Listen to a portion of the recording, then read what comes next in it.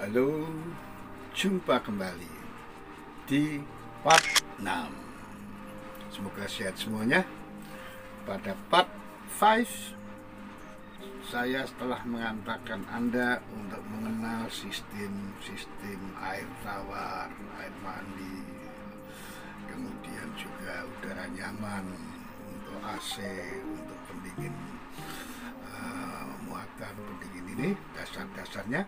Untuk yang berikut ini nanti saya akan coba bawa Anda mengenal sistem kelistrikan, pengadaan tenaga listrik, dan mengenal pengadaan tenaga uap di atas kapal. Sebelum kita masuk ke materi, untuk Anda yang ketinggalan di part 5, 4, 3, 2, and 1, you allowed to lihat deskripsi di bawah ini. And then please don't forget to click subscribe, lonceng, and juga like bila Anda menyukai materi saya. Selamat bergabung. Inilah kehidupan pelaut, penuh tantangan. Ombak dan badai bukan halangan, tapi tantangan. Tantangan yang harus dihadapi, bukan dihindari. Apapun, destination port must be achieved. Tantangan merupakan makanan pelaut. Pelaut pantang menyerah. Pelaut. Baik, kita jumpa pada part 6 ya. Di part 6 ini saya ingin mengajak Anda perkenalan tentang pengadaan tenaga listrik dan tenaga uap di kapal. Kalau kemarin kita sudah ngomong tentang air tawar, kita ngomong tentang dasar-dasar AC dan sebagainya. Sekarang kita ajak Anda tahu untuk apa listrik di kapal dan untuk apa uap di kapal. Ya, kemarin kita sudah sampai sana, kita tinggal ngisi yang penting. Sistem pengadaan tenaga listrik di kapal, kita perlu tahu dulu kapalnya jenis apa. Karena kita mengenal ada 2 kapal ditinjau dari mesin penggerak utamanya.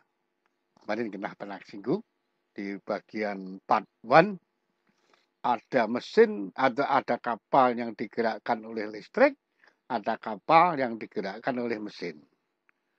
Disebut gear driven system dan electric driven system. Nah, untuk electric driven system, jelas fungsi listrik utamanya dipakai untuk menggerakkan kapal dengan memutar baling-baling. Jadi sementara untuk yang lain sama, kebetulan lain sama dengan kapal-kapal yang digerakkan oleh mesin. Umpamanya untuk penerangan.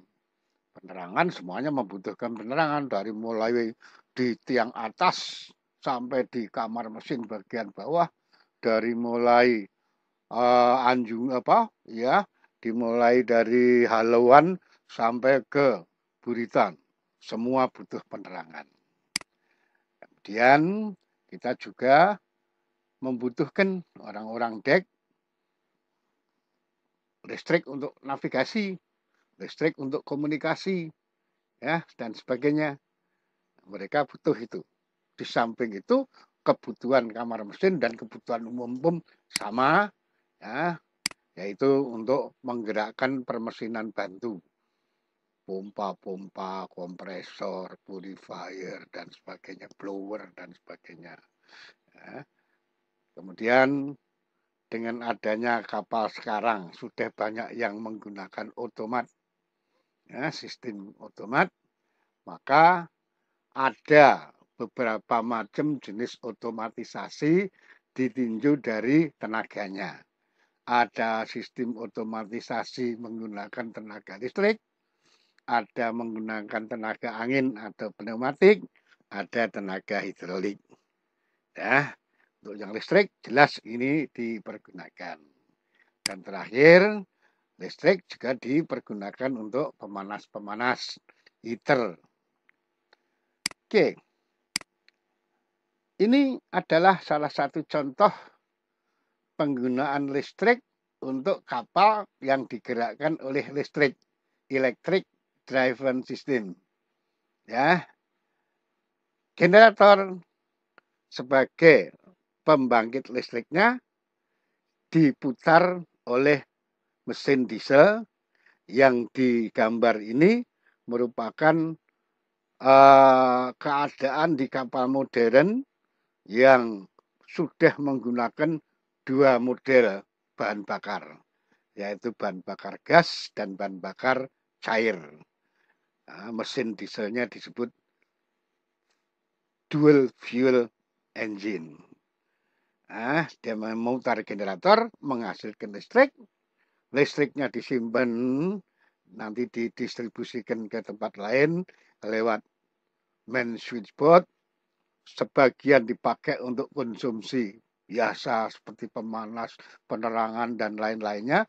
Sebagian lagi lewat konverter dipakai untuk menjalankan elektromotor ke baling-baling. Oke, itu untuk mesin induk. Sementara untuk permesinan bantu, kita butuh generator. Generator ini baru akan bisa menghasilkan listrik bila dia diputar atau digerakkan oleh penggerak yang namanya penggerak. Bahasa Inggrisnya motor. Motor itu tergantung dari tenaganya. Ada yang penggeraknya dari tenaga listrik, berarti motor listrik. Ada penggeraknya motor uap, ada motor diesel. Seperti kalau di darat kita kenal PLTD, PLTU. Nah, di kapal cuma kenal PLTU sama PLTD. Ya. Nah, setelah dia diputar, generator menghasilkan listrik. Sehingga kita yakin bahwa fungsi generator adalah merubah gerakan mekanik menjadi gerakan listrik. Tenaga mekanik menjadi tenaga listrik. Tenaga listrik ini untuk apa? Tenaga listrik kita pakai untuk memutar elektromotor. Dia dipakai untuk motor penggerak. Menggerakkan apa? Menggerakkan permesinan bantu yang membutuhkan pergerakan seperti pompa-pompa, seperti kompresor, seperti purifier, seperti blower, seperti alat-alat angkut, seperti permesinan di dek dan sebagainya. Sehingga di sini fungsi elektromotor adalah merubah tenaga listrik menjadi tenaga mekanik. Inilah yang namanya genset. Genset itu singkatan dari generator satu set dengan penggeraknya. Jadi bukan hanya yang dibeli di depan toko warna hijau, kuning, merah itu. Tapi yang gede pun yang tidak pakai kerangkeng juga namanya genset. Generator diputar oleh satu set dengan penggeraknya. Generator listrik di kapalmu, di kapal Anda, ya, bisa jadi yang biasa Anda temui adalah generator yang berjenis alternator. Jadi alternator itu adalah generator. Atau barangkali kamu jumpa generator di atas kapalmu yang jenis lain, yaitu jenis dinamo.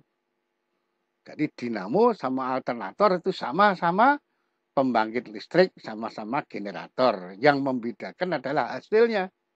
Hasilnya kalau alternator itu hasilnya adalah arus bolak-balik. Sementara untuk dinamo hasilnya adalah arus searah. Ya, nah, ini masih dasar.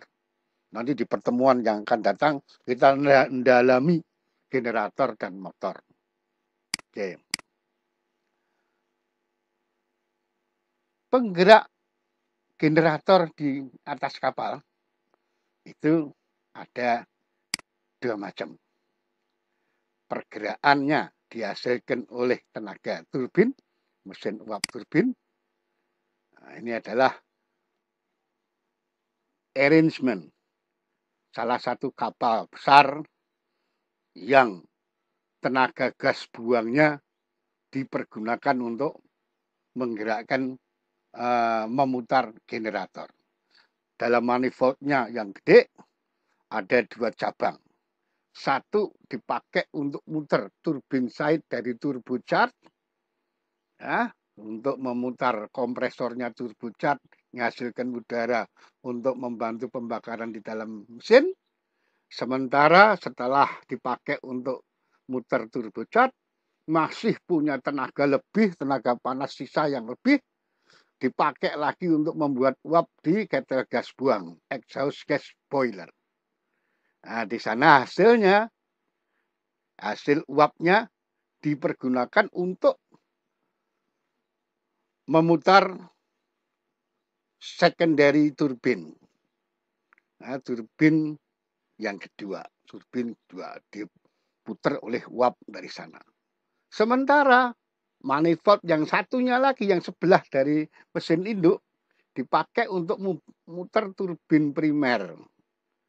Putaran mobil turbin primer setelah direduksi, kemudian diparalelkan atau diserikan, di clutch dengan turbin sekunder, menghasilkan hasil yang terakhir, di mana putarannya setelah disesuaikan dengan reduction gear, dengan dinamo atau dengan generator, akan menghasilkan listrik.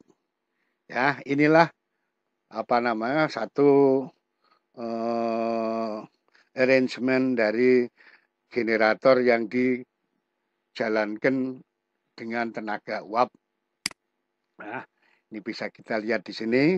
Anda mesti tahu mana generatornya, mana mesin uapnya.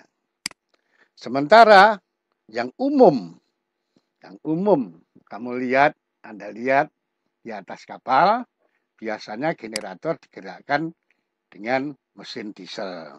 Ya, saya yakin semua mesti sudah tahu mana penggeraknya, mana generatornya. Jangan sampai salah, ya. Itu mesin diesel, kebetulan ada satu merek pabriknya, yang di belakang sana adalah generatornya. Oke. Itu sekedar gambaran tentang pengadaan tenaga listrik, penggunaan dan asalnya. Nah, berikutnya kita ngomong tentang pengadaan tenaga uap. Sebagaimana listrik, pertanyaan kita, untuk apa itu uap di kapal? Ya. Tenaga uap atau fungsi uap di kapal juga kita harus tahu kapal apa dulu. Kalau tadi kapal yang digerakkan oleh listrik dan kapal yang digerakkan oleh mesin, sekarang nih kapal uap atau kapal motor. Ya, kapal uap biasanya disingkat di depannya itu KU. KU apa? Atau SS, steamship. Kalau motor, kapal bukan kapal uap, KN, kapal motor, atau MS, motor ship, atau MV, motor vessel. Untuk kapal uap, jelas penggunaan uap utamanya adalah untuk memutar turbin induk. Kalau dulu masih ada dua, turbin induk sama mesin uap torak induk. Sekarang mesin uap torak induknya sudah nggak ada, tinggal turbin uap induk. Oke. Kemudian dipakai untuk menjalankan permesinan bantu dan untuk pemanas. Sementara untuk kapal motor, kita cuma punya permesinan atau cuma punya auxiliary boiler. Ya, yang uapnya digunakan untuk menjalankan permesinan bantu dan pemanas. Oke, kita lanjut. Ketel uap kalau ditinjau dari fungsinya, tadi sudah kita singgung baru saja, yaitu mesin atau ketel uap induk dan ketel uap bantu. Ketel uap induk untuk memutar turbin uap induk, sementara ketel uap bantu untuk menjalankan permesinan bantu dan pemanas. Ya. Dan untuk ketel uap bantu ini sendiri ada 2 macam. Ketel uap yang dijalankan pada saat kapal berhenti disebut ketel uap bakar atau oil fired boiler. Bisa juga sering disebut ketel uap pelabuhan karena beroperasinya hanya pas lagi berhenti di pelabuhan. Dan yang kedua adalah ketel uap bantu gas buang, exhaust gas boiler. Jadi kalau kapal sudah jalan untuk menghemat bahan bakar, maka ketel yang pakai bahan bakar di stop, kita menggunakan penguapannya, media penguapannya pakai gas buangnya mesin induk. Oke, ditinjau dari fungsinya. Kalau ditinjau dari konstruksinya, maka ketel dibedakan menjadi 2 macam juga, yaitu ketel pipa api, fired tube boiler, dan ketel pipa air, water tube steam boiler. Untuk ketel pipa api, itu artinya di pipa-pipanya masuk gas panas atau gas bekas atau gas hasil pengapian. Ya, sementara untuk ketel uap pipa air yang ada di pipa itu adalah air, sementara yang di luar adalah gasnya. Jadi ada 2 macam. Oke. Kita lihat sekarang di kapal uap steamship KU. Jelas di sana penggeraknya adalah mesin turbin uap external combustion engine, di mana dia bisa bergerak, beroperasi kalau diberi tenaga. Tenaganya tenaga uap dihasilkan oleh ketel induk uap. Ketel uap induk, main steam boiler.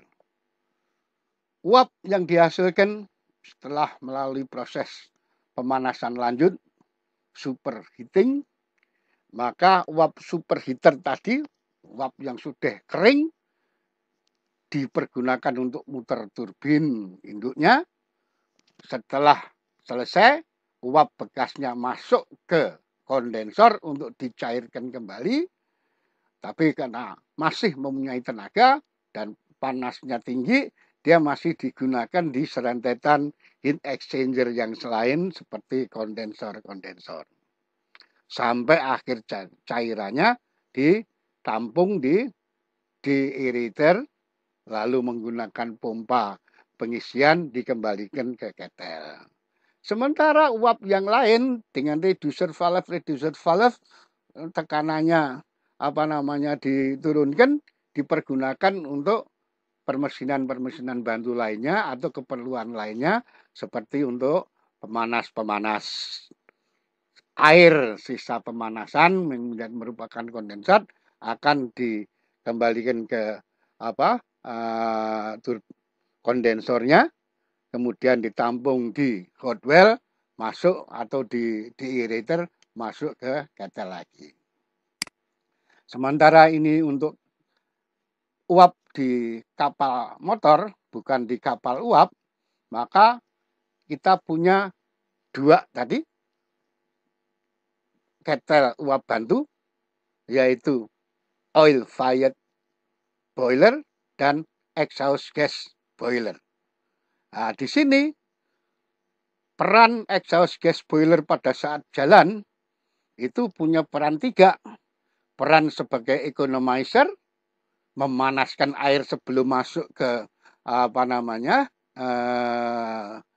ketel, kemudian dari pemanasan itu kemudian masuk disirkulasikan ke evaporator untuk menghasilkan uap, tapi uapnya masih berbentuk uap basah, disirkulasikan lagi di bagian yang mendekati bawah, artinya yang pertama kali bersentuhan dengan gas buang yang awal sebagai superheater. Uap superheater inilah yang dipergunakan untuk keperluan lain.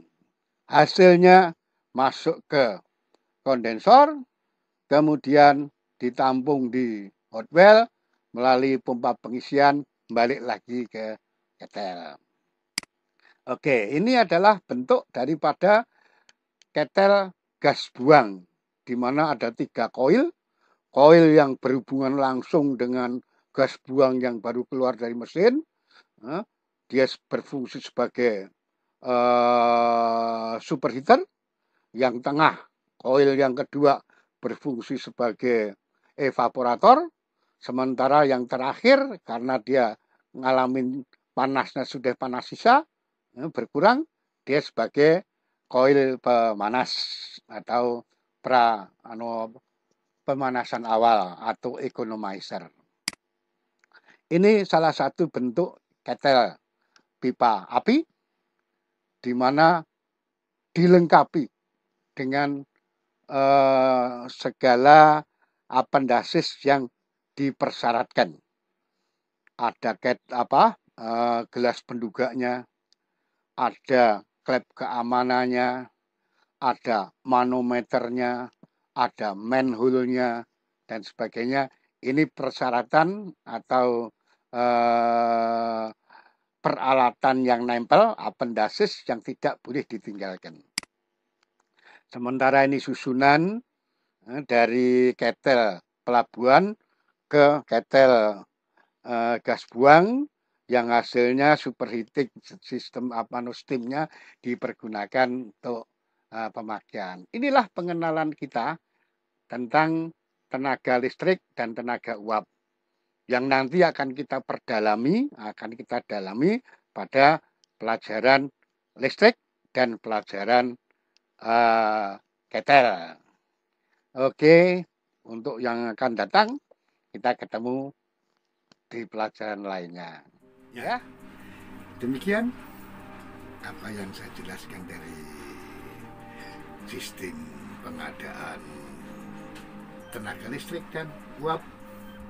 Kita sambung nanti pada season berikutnya adalah pengenalan dasar-dasar, hanya dasar-dasar permesinan di atas dek yang harus Anda ketahui di part number 7. Jangan lupa sekali lagi klik tombol subscribe, lonceng, dan juga like. Selamat jumpa di part 7.